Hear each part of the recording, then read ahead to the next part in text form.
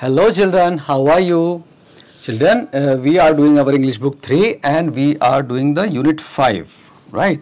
We have already completed this chapter, A Light in the Night, and now today we are going to do a poem which is called The Tiger. कैसा लगा आपको नाम? नाम सुन के अच्छा लगता है ना टाइगर का तो? The Tiger. If you notice, the spelling is not correct there. The reason is that in older times they used to write English with some different spellings. So probably ये जो poem है, it was written in some very old times, and the spelling of the tiger was this one only at that time. Okay, the author of this poem is William Black. काफी famous poet हैं, और उनकी जो poem है The Tiger is also very famous. और उनकी जो poem है Tiger, ये भी बहुत famous है. Okay, so let us start. Tiger, tiger, burning bright in the forest of the night. What is saying? Tiger का येलो कलर जो है वो चमक रहा है, भड़क रहा है आग की तरह जंगल में. What immortal hand or eye could frame thy fearful symmetry? इसको इतनी खूबसूरत सिमेट्री बनाने में और इतनी शानदार क्रिएचर को बनाने में कितने ज़बरदस्त आँखें और हाथ लगे होंगे. Now he is in these lines, the poet is praising God. कि इसको बनाने वाला के हाथ और आँखें कितनी ज़बरदस्त होंगी. In what distant deeps or skies burned the fire of the thine eyes. Now in these lines the poet is talking about the eyes of the tiger. ये इतनी खूबसूरत, इतनी ऐसी आँखें जिसमें आग भड़क रही है, ये आखिर आई कहाँ से हैं? क्या ये बहुत गहराई से आई कि सिर्फ समुद्र की गहराई से, या आसमान की ऊंचाइयों से आई हैं? On what wings dare he aspire? What the hand dare seize the fire? और इसको लाने के लिए किस तरह के पंख चाहिए होंगे? कौन लाने वाला है और उसकी सवारी क्या होगी लाने के लिए? And what hand dare seize the fire, और इसकी जो फायर है उसको पकड़ने के लिए किस तरह के हाथ चाहिए होंगे उस बनाने वाले के? And what shoulder and what art could touch the sinews of the heart, और किस तरह के शोल्डर यानी बाजू में ताकत चाहिए होगी, और किस तरह का स्किल चाहिए होगा, किस तरह का आर्ट चाहिए होगा इस टाइगर का दिल बनाने के लिए और उसके मसल्स बनाने के लिए, क्योंकि टाइगर बहुत बहादुर होता है. And when thy heart began to beat, what dread hand and what dread feet, और जब ये दिल धड़कना शुरू हो गया टाइगर का, यानी कि वो जिंदा हो गया होगा, तो उस वक्त उसकी उस इतने खतरनाक जानवर के सामने खड़े रहना बहुत ताकत और बहुत हिम्मत की बात है. किस तरह के हाथ और पैर होंगे उस बनाने वाले के. What the hammer, what the chain, in what furnace was thy brain, और इसका जो ब्रेन है इतना स्ट्रांग है टाइगर का कि फर्नेस में किसी लोहे को जैसे तपाया जाता है और उसको लोहे के हथियारों को या लोहे की चीज़ों को कूट कूट के बनाया जाता है, उस तरह से इसका ब्रेन बनाया गया है, इतना स्ट्रांग है. What the anvil and what dread grasp, dare its deadly terror clasp, और इसको बनाने के लिए एनविल भी एक टूल है, लोहे का टूल होता है, और ग्रास्प भी एक टूल होता है पकड़ने के लिए. तो ये सारे टूल्स की बात कर रहे हैं कि लोहे के बड़े बड़े स्ट्रॉन्ग टूल्स चाहिए होंगे शायद इसको बनाने के लिए और पकड़ने के लिए, क्योंकि उसमें बहुत टेरर है. टेरर मतलब इसको सामने से देख के खौफ आता है, डर लगता है. When the stars threw down their spears and watered the heaven with their tears. अब यहाँ थोड़ा सा डिफरेंट तरीके से बात हो रही है कि स्टार्स ने अपने हथियार फेंक दिए. स्पीयर्स का मतलब होता है भाला, अपने भाले या हथियार फेंक दिए और आसमान को अपने आंसुओं से भर दिया. ऐसा कैसे हो सकता है? ये कहना चाह रहे हैं कि सारी पावर्स ने अपने आप को सरेंडर कर दिया उस गॉड के सामने, अपने सारे हथियार डाल दिए. Did he smile his work to see, और जब आपने अपने क्रिएशन को देखा होगा उसको चेहरे पे स्माइल जरूर आई होगी. Did he who made the lamp make the, क्या ये वही बनाने वाला, ये वही क्रिएटर है जिसने लैम्प को भी बनाया है? इसमें कंपैरिजन देखिए आप, एक तरफ तो टाइगर है जो बहुत ताकतवर है, बहुत खतरनाक है, उसकी आंखों में आग है, और एक तरफ कितना भोला वाला प्यारा सा लैम्प है. इस लैम्प को बनाने वाला और टाइगर को बनाने वाला क्या एक ही खुदा है? Tiger tiger burning bright in the forest of the night, tiger जो है आग की तरह चमक रहा है फॉरेस्ट में.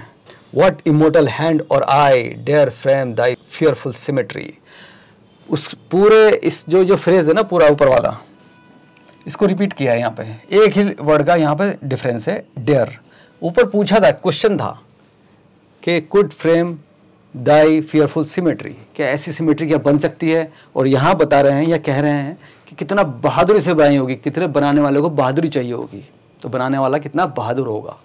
ओके, तो यहाँ थोड़ा सा उनका सोच बदली है गॉड के लिए, सवाल से एक्सेप्टेंस आ गई है. Now we are moving on to the exercise part. A question is tick the correct option. Which animal is being talked about in the poem. किस एनिमल की बात कर रहे हैं हम? We are talking about tiger. According to the poet, who made the tiger. किसने बनाया? मैन, आयरन स्मिथ और गॉड. गॉड ने बनाया. According to the poet, the only immortal being is, immortal meaning जो कभी नष्ट ना हो, कभी ना मरे, वो कौन हो सकता है? सिर्फ टाइगर की बात कर रहे हैं, आदमी की बात कर रहे हैं या गॉड की? C is answer God. Beauty with destruction is represented by, beauty भी है और डिस्ट्रक्शन भी है उसमें. वो रिप्रेजेंट कौन कर रहा है इस स्टोरी में, इस पोएम में? Tiger. Innocence and love is represented bye, innocence और लव को कौन रिप्रेजेंट कर रहा है इस स्टोरी या पोएम में? God, tiger, the lamb, lamb. Write T for true and F for false statements. Let us read these statements one by one. Number one is tiger is an innocent animal. Is it true? No, it is not an innocent animal. So this is false. The poet represents lamb as a fierce creation of God that has both beauty but destructibility too. Lamb के बारे में बता रहे हैं. क्या lamb ऐसा है? No, this is not correct. So we will write F here. Number 3 is the poet tells that the tiger and the lamb has been made by the different gods. Lamb को बनाने वाला God दूसरा है और tiger को बनाने वाला दूसरा है, क्योंकि उनकी क्वालिटीज बहुत डिफरेंट है. क्या ये बताया गया पोएम में? No, this is not correct. So this is false. Number 4, in this poem the tiger is on fire. Tiger fire में है या आग में है? No, this is not correct. Tiger is not on the fire. The tiger has immortal hands. कैसे हाथ हैं उसके? इमोर्टल, जो कभी खत्म नहीं होते, ऐसी पावर है इसमें टाइगर में. This is also not correct. So this is also false. Answer this questions. So you have read the poem, read it once again, read this questions then and answer them. Word rock में देखते हैं. A, complete the following sentences using words from the poem. अब कुछ sentences हैं, इनमें कुछ words fill up करने हैं और वो वर्ड कहाँ से आएंगे? पोएम से. Earlier the soldiers used to fight with sword and spears. हमने spears की बात की थी ना पोएम में, भाले. I cannot forget that sight, fearful sight. Fearful, डरावनी sight when we saw a tiger attacking a grazing cow. The peasant was shouting at his neighbor, "How dare you!" Peasant, peasant मतलब किसान. It's actually peasant. How dare you? How dare you? Space, grasp. तुमने मेरी जमीन कैसे पकड़ी, कैसे ली, कैसे कब्जा कर लिया. Now number 4, the blacksmith was sitting by the, hitting the hot iron by the furnace. भाई blacksmith या लोहार तो फर्नेस के पास ही बैठेगा. फर्नेस होती है भट्टी. Hitting the hot iron chain with a big hammer. Iron chain को कूट रहा है. चेन भी हमें पोएम से मिला और हैमर भी हमें पोएम से मिला. Number 5 is the lines on the page were not in a symmetry. Symmetry meaning एक जैसा. Okay. Now B question is there are some words here, dare, spire, furnace, clasp and symmetry. इनको हमें क्या करना है? इनकी मीनिंग लिखना है. Dare meaning brave. Aspire, aspire का मीनिंग होता है डिजायर, कुछ चीज को चाहना, डिजायर करना. फर्नेस, फर्नेस होता है भट्टी, भट्टी को हम बोल सकते हैं हीटर.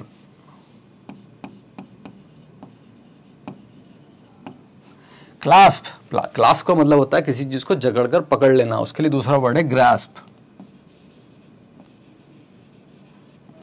सिमेट्री, सिमेट्री होती है एक जैसी चीज, मतलब इन sequence.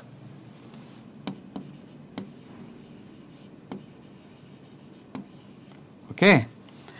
Now the next section is writing hand. Draw a pen sketch of the tiger as described in the poem by the poet.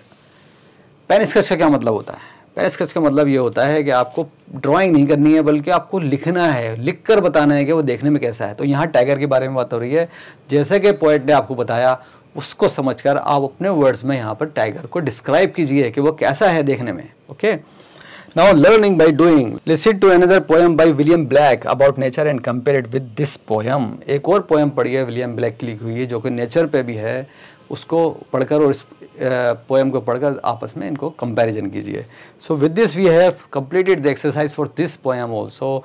In the next session we are going to meet you very soon with a new story for you. Okay children, so bye till then.